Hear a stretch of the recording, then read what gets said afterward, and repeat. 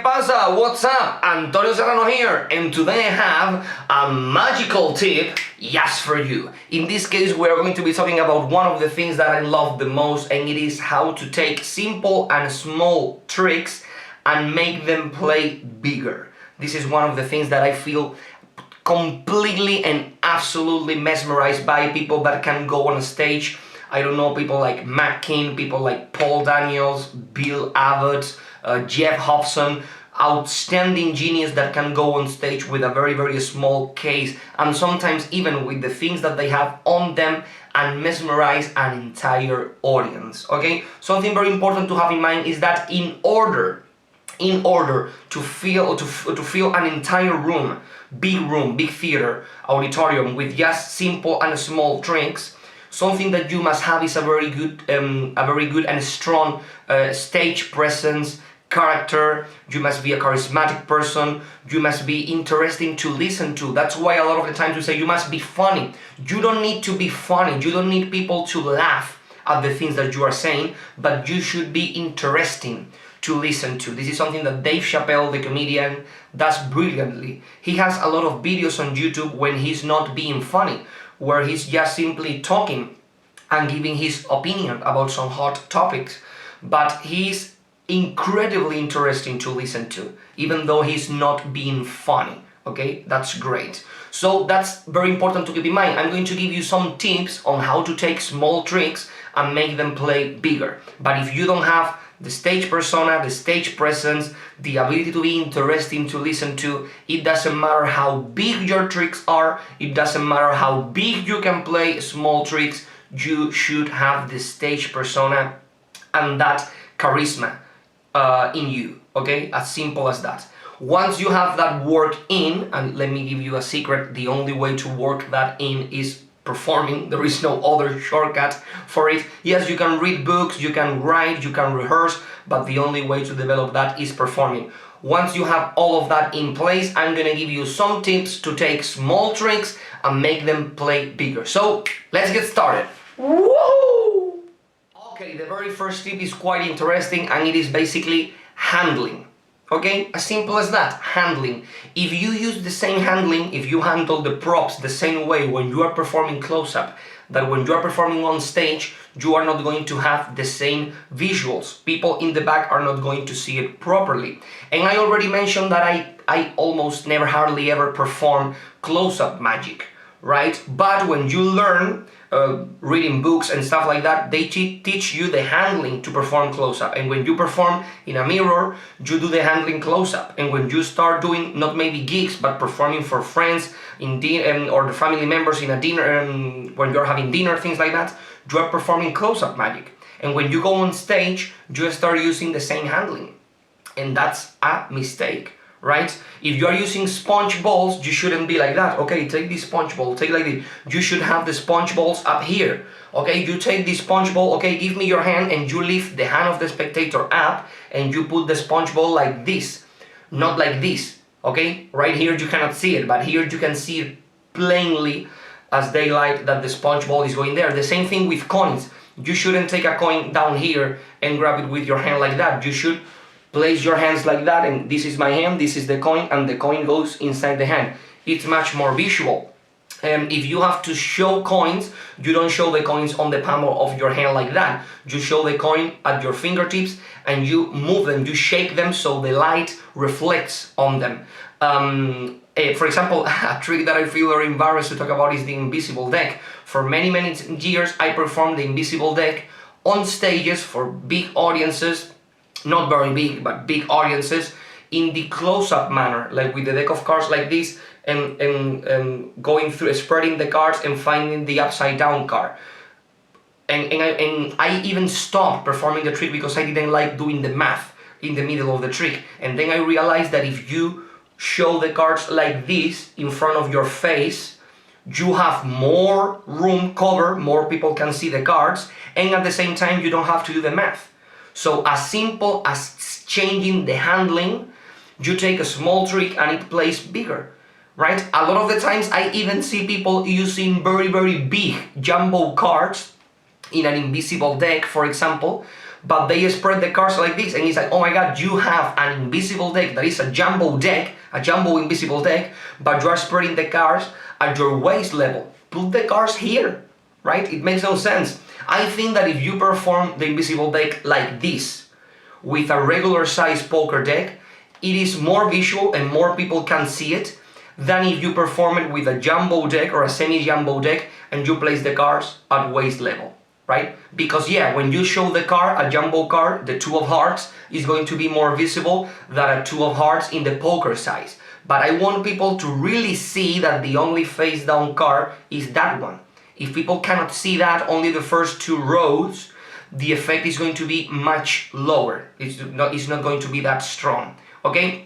And another example of this is using cards inside of glasses. If you want to do a card trick and you want people to see the cards, instead of having the cards laying flat on top of the table, you can put the cards inside of glasses. So now the cards are standing like that on top of the table and people can see them. People can see the face of the card. If you put the card on the table and you are on stage, no one can see the face of the card.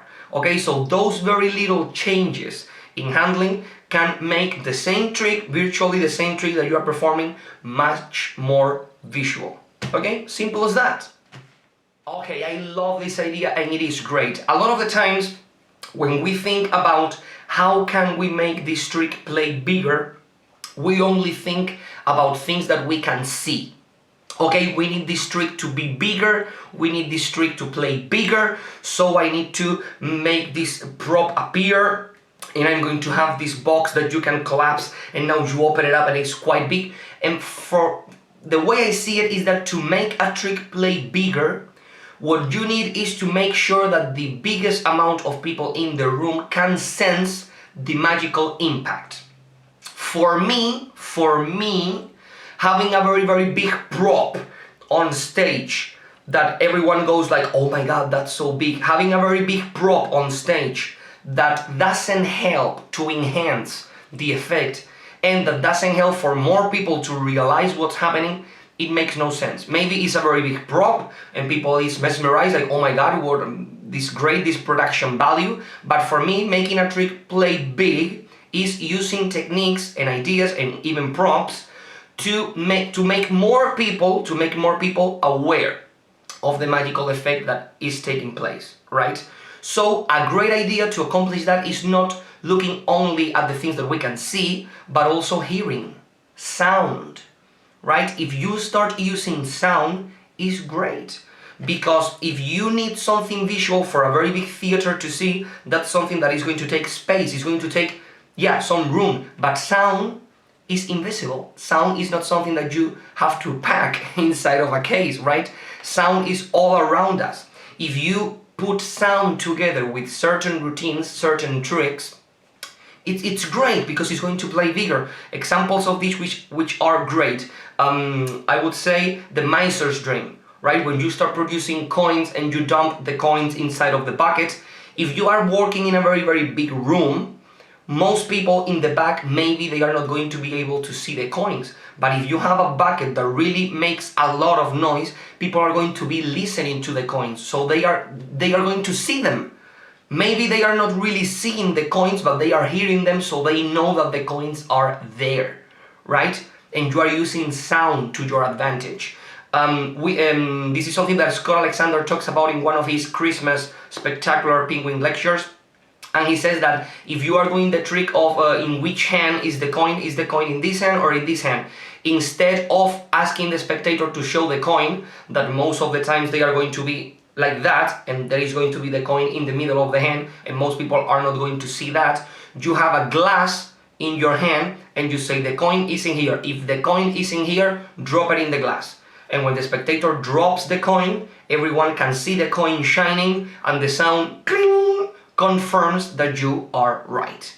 Okay, so it's great, and the only thing that you must add is a glass, that you can even ask for that at the place where you are performing. And another great example is Darren Brown, one of his first specials in front of a live audience, where he's controlling his pulse, right? and completely losing his pulse, he asked for a medical trained person to take his pulse, and he takes like a microphone, a hand microphone in a stand, and he takes like a stick, a drumstick, and he asked this person to take his pulse and with a drumstick make the beat of the pulse into the microphone. So it's very dramatic. You can hear in the whole room quite loud because he's touching with the drumstick the mic right on top of the mic. And suddenly it goes slower and slower and slower and slower and slower until there is no pulse. Okay? Which is great. Most of the times when I have seen this, most people that I have seen doing this of losing the pulse and all that stuff, what they do is asking the person to take the hand and go like this, recreating the rhythm of the pulse, right? And they go slower, slower, slower until they stop, right? What's the bad thing about that? Not that many people can see that. The person must be very big, must have very big movement so people can see it, and it's not that dramatic. When there is complete silence and you can hear,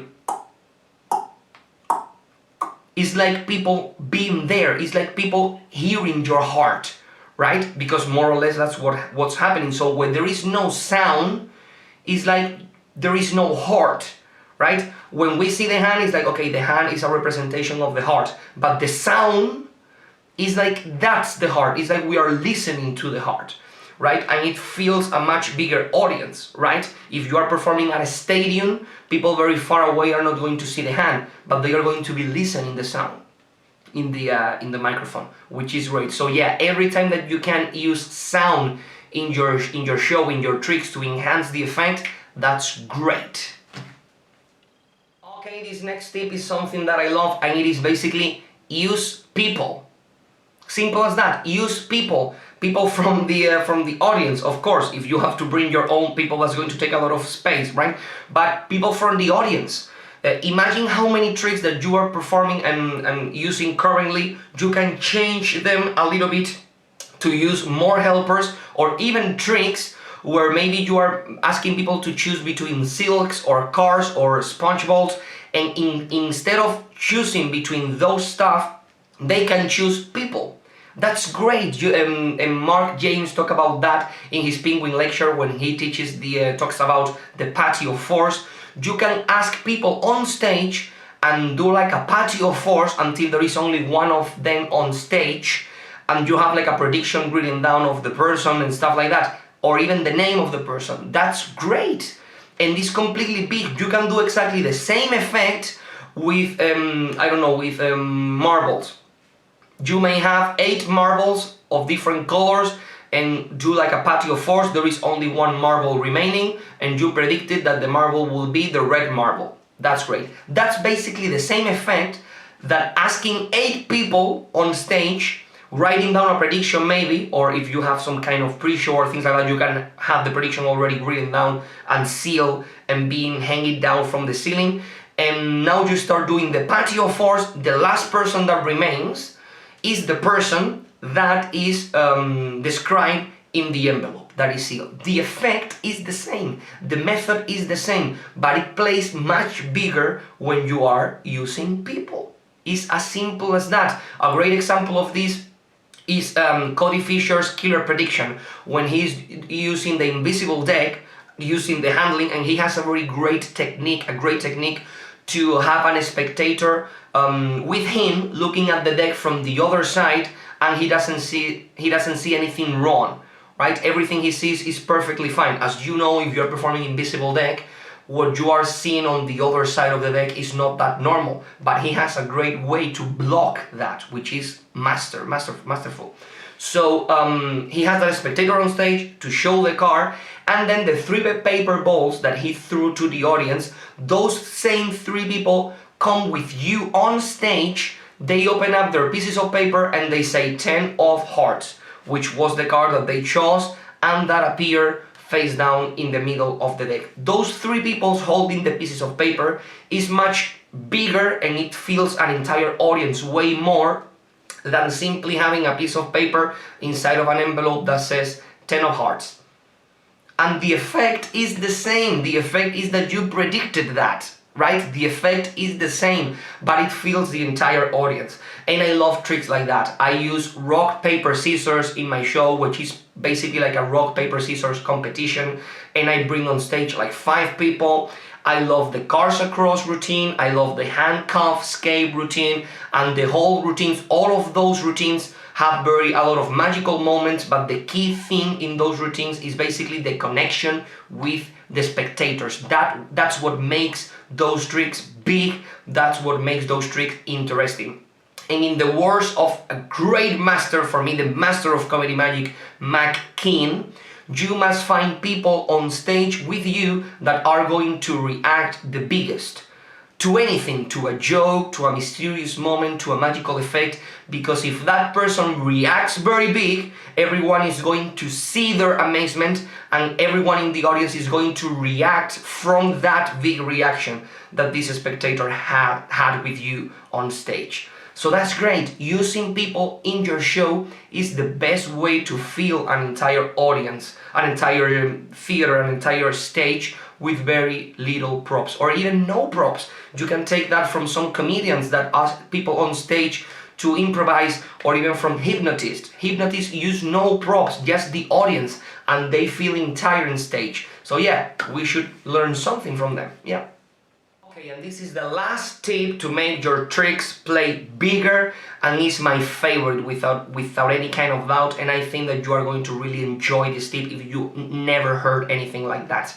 And it is basically make your stage smaller. Yeah. Could you imagine that? Could you imagine going to a theater, a very big theater, and going like, yeah, but could you please make the stage smaller? Thank you very much.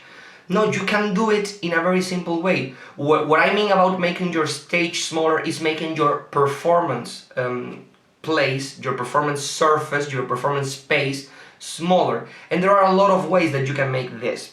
You can create a smaller performance space using, for example, something that I love, which is a carpet. If you place a carpet in the middle of the stage, and this is the place where I perform, in the middle of these carpets, in the carpet, and all of my props are around this carpet, they are not going to be amazed that I am using very small props, because they know that my performance area is this carpet. You can do the same thing with lights. You can have like a square light or a circular light in the middle of the stage, and that's your performance area, and you cannot go outside from that, or you can go outside from the light, but the show is over, because the magic happens inside of that light. You can also use props. You can have like trees or furniture surrounding your space and limiting the area of the stage. Sometimes you can even use the curtain. In some theaters and auditoriums, they have curtains that go like this, and another curtain that goes like this.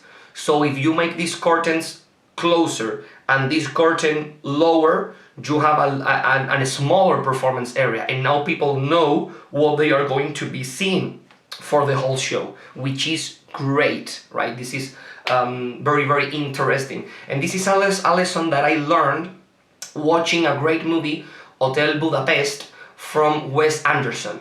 And this movie was shot like in four thirds, I don't know exactly the name in English, but it is basically like a square screen, right? And I saw this movie, I think I saw it in the cinema, and there is like a very big screen, but the whole movie takes place in this square. So the two sides of the screen in the cinema are useless. All of the movie happens in this little square. And you know what the most interesting part is? The most interesting part is that I didn't care. When you are like 3 minutes into the film, you are like, okay, this is the world where this movie takes place. That's great. You are not like, okay, I need more space, or I really wish that this space was occupied. No, you realize that this is where this movie is going to happen. And you don't feel bad, you don't feel claustrophobic, no, because this is the world of this film, and this is the rules that this world has. and it's going to happen in this place. Something that I discovered, so I thought when I am that kind of a spectator that is watching a film and is always going like, okay, I think they are going to do that. I think they are going to change this. And at some point I went like, okay, maybe they are going to make the screen normal at the end of the film. They are going to recover to the whole screen and it's going to be like a very big shock, right? But it wasn't. It wasn't. The whole film was in this little square. And I think that it makes sense. Why? Because if you have the whole movie in here, but now suddenly you have a part of the film that goes completely big, the rest of the film is going to feel useless, like very small, very tiny. And not even to mention that if you have a very small section of the screen used, then you go big, and then you go small again, you are going to feel extremely claustrophobic because now you discover the whole space that we have, and now we go small again. So one of the main rules, if you are going to apply this limiting the performance area for your shows, is to stick to that performance area. If you have a carpet, light, props that restrict your performance area and suddenly you move everything away to perform a very big illusion, and after the illusion you put everything back again to continue with the small performance area, people are going to feel tricked. They are going to feel like I'm claustrophobic, like, oh my god, we had this much room before and now we are in this small tiny place. It's quite weird. It's a weird sensation. So you have to keep that in mind. It's a great tip, it's a great idea to make your performance area as small or as big as you need it, which is, by the way, something that we all do when we are performing outside of a stage. When we are performing at a birthday party, we set our speakers and our tables and all stuff up to the distance that we need, right? We don't go to a birthday party at a very big place and we are like, okay, we have to fill this entire place. No, you say, this is the place, okay, I'm going to put chairs from here to here and I am going to be performing from here to here, and all the space here, I don't need it. So you should do exactly the same thing in a theater. A lot of the times when we go to a theater, we have that need of, okay, the theater, the stage is this big, I need to fill that space. No, the stage is very big, but you can use the amount of stage that you need. Okay? So guys, I hope that you find this information useful. For me, it's quite interesting to talk about these topics because I really like filling entire stages with very little props and all that stuff, filling the stages with personality. I would love to know your thoughts, so please subscribe, please comment below, and I will see you, as always, in a near future. Bye there!